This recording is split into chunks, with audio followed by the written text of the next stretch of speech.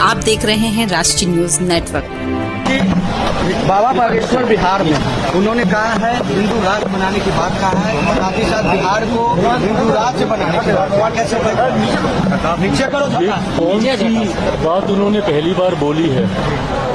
बाबा बागेश्वर ने हमेशा से अपनी इस इच्छा को जाहिर किया है कि वो भारत को एक हिंदू राष्ट्र बनता हुआ देखना चाहते हैं। जो लोग उनसे सहमत हैं वो उनके कार्यक्रमों में जाते हैं, उनमें आस्था रखते हैं, उनकी बातों को, उनके प्रवचन को सुनते हैं। और एक बहुत बड़ी देश की आबादी है जो उनकी बातों से सहमत होती है। बहरहाल बिना इस विवाद में गए हुए कि वो क्या कह रहे हैं नहीं कह रहे, देश चलेगा तो संविधान के आधार पर चलेगा। और जो राजनीतिक दल, हर धर्म गुरु की इच्छा होती है कि देश उनके धर्म के आधार पर चले। ऐसे में वो अपनी इच्छा को रखते हैं, उनके अनुयायी उनकी बातों को सुनते, मानते, समझते हैं। ऐसे में मैंने पहले भी इस बात को कहा है कि किसी भी राजनीतिक दल को इसमें हस्तक्षेप करने का कोई मतलब ही नहीं है। जब ये बात स्पष्ट है कि देश संविधान के आधार पर चलेगा, बट कुछ राजनीतिक दल उसमें अपनी राजनीतिक रोटियां सेकने के लिए, तुष्टीकरण की राजनीति को बढ़ावा देने के लिए और किसी एक धर्म विशेष को अपने पक्ष में करने के लिए बिना मतलब के इसमें आरोप प्रत्यारोप लगाने लगते हैं। बाबा बागेश्वर ने पहली बार नहीं कहा, उन्होंने कई बार इस बात को कहा। बट ऐसे में जो यहाँ के स्थानीय राजनीतिक दल हैं, पहले तो उनके आने का ही विरोध करने लग जाते हैं, उसके बाद उनके यहाँ रहने का, उनकी बातों का, उनके कहे का। भाई आप एक राजनीतिक दल हैं, आपको क्या लेना देना कोई धर्मगुरु आके क्या कह रहे हैं नहीं कह रहे हैं। जब किसी दूसरे धर्म के लोग अपने धर्म के बारे में सारी बातें करते हैं तब तो ये लोग नहीं बोलते राजद जैसी पार्टियाँ। क्यों? क्योंकि उस वक्त इनको तुष्टीकरण करना होता है। हकीकत ये है कि देश में एक बड़ा राजनीतिक दल और ख़ासतौर पे विपक्षी दलों का एक समुदाय अब ऐसा बन गया है जिनके लिए भारत में सेक्युलरिज्म का मतलब एक धर्म विशेष का तुष्टीकरण करना है। ये सोच ही पूरी तरीके से गलत है। राजनीतिक दलों को अपनी टिप्पणी सिर्फ राजनीतिक आधार पर ही रखनी चाहिए और सिर्फ सरकार की नीतियों के आधार पर करनी चाहिए। धर्म गुरुओं ने कई बार ऐसी बातें कही और कई धर्म गुरु ऐसी बातें करते रहे हैं। इस विवाद में किसी राजनीतिक दल को पढ़ने की जरूरत ही नहीं है। राजद के पास अगर इतना ही समय है तो फिर वो भी अपनी एक धर्मशाला अलग से खोल लें। फिर क्यों वो किसी एक राजनीतिक संगठन का हिस्सा बने हुए हैं? अगर उनको टिप्पणी करनी है, करें ना भैया, बिहार में हमारी सरकार को लेकर, करें देश में हमारी सरकार को लेकर। पर इस तरीके की बातें कर राज्य में सिर्फ धार्मिक असंतुलन बनाने का प्रयास जो राजद के द्वारा किया जाता है वो कतई उचित नहीं।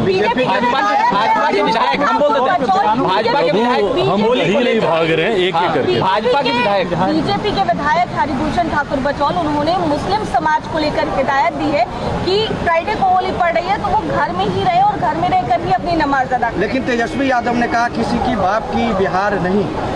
हम देख लेंगे। देखिए ये भाषा जो बोल रहे हैं कि बाप कि बिहार किसी के बाप का नहीं है, तकलीफ तो इसी बात की है कि कुछ लोग और कुछ दल इस बात को समझते हैं कि शायद उन्हीं के ही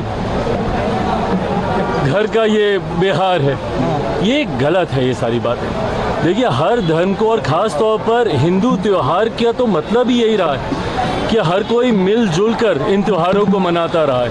हम लोगों ने दशकों तक गंगा जमुनी तहजीब का उदाहरण देने का हम लोगों ने काम किया और होली जैसा त्यौहार तो खास तौर पे एक ऐसा त्यौहार है जहाँ पे तमाम गिले शिकवे भूलकर हर कोई एक साथ मिलकर त्यौहार मनाता है। ऐसे में जो भाजपा के विधायक भी कह रहे हैं उसके पीछे की सोच भी यही है कि हर कोई मिलजुल कर मनाए। किसी को तकलीफ है तो भैया अपना आगे पीछे सोचे, बट उसमें पुनः उसका इंटरप्रिटेशन गलत तरीके से निकाल कर जो राजद के लोग हैं वो जो धार्मिक असंतुलन फैलाने का प्रयास करते हैं, तुष्टीकरण का प्रयास करते हैं, ये गलत है।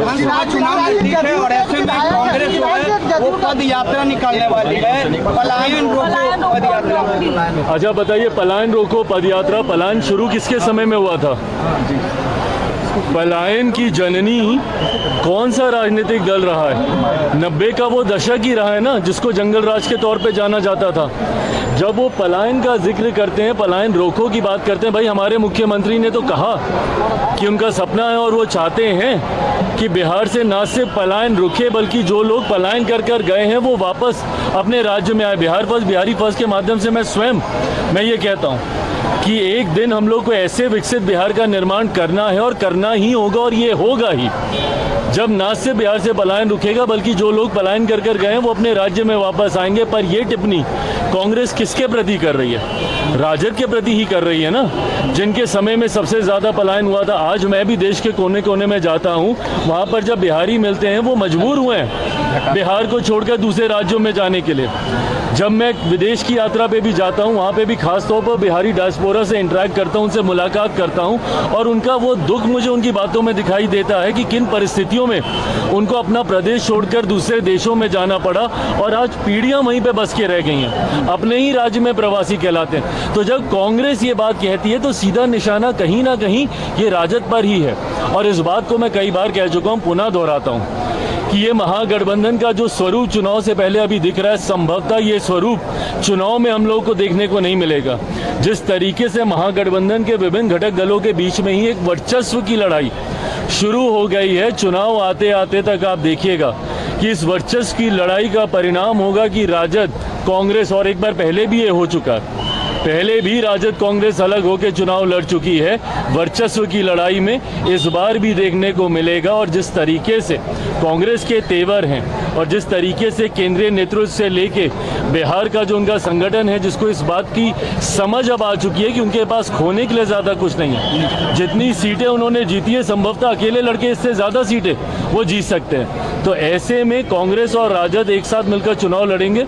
मुझे ऐसा नहीं लगता चुनाव आते आते तक महागठबंधन पूरी तरीके से खंडित हो जाएगा। औरंगजेब मामले को लेकर मोदी आज मॉरिशस के दौरे पर है, पूरे बिहारी स्टाइल में उनका वहाँ वेलकम हुआ है।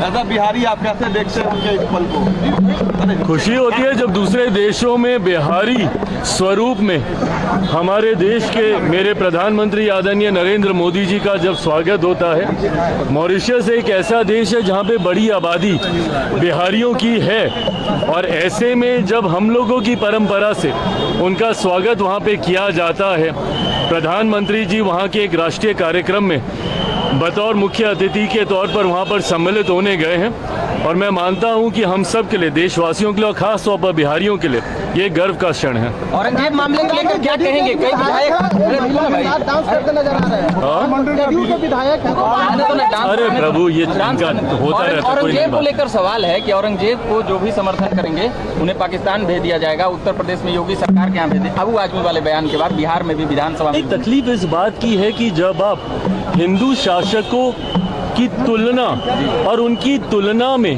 कुछ ऐसे मुगल शासकों का नाम लेने लगते हैं जिनका एक अपना क्रूर इतिहास रहा है, उनका अपने ही परिवारजनों के साथ उनकी क्या भूमिका रही, देश में शासन करते वक्त देशवासियों के साथ उनकी क्या भूमिका रही, ये इतिहास में दर्ज है, ये कोई नई बात नहीं है। पर ऐसे में हिंदू शासकों के सामने तुलना करते हुए जब आप उनको ऊंचा दिखाने की सोच रखते हैं तो ये तुलना ही गलत है। हर किसी का शासनकाल एक अलग परिप्रेक्ष्य में रहा है, सही गलत डिबेटेबल हो सकता है, पर जब आप हिंदू शासकों से उनकी तुलना करके उनको बेहतर बताने का जब आप प्रयास करते हैं और पुनः तुष्टीकरण की राजनीति की सोच के साथ एक धर्म विशेष को आप खुश करने का प्रयास करते हैं, इसके मैं विरोध में हूँ।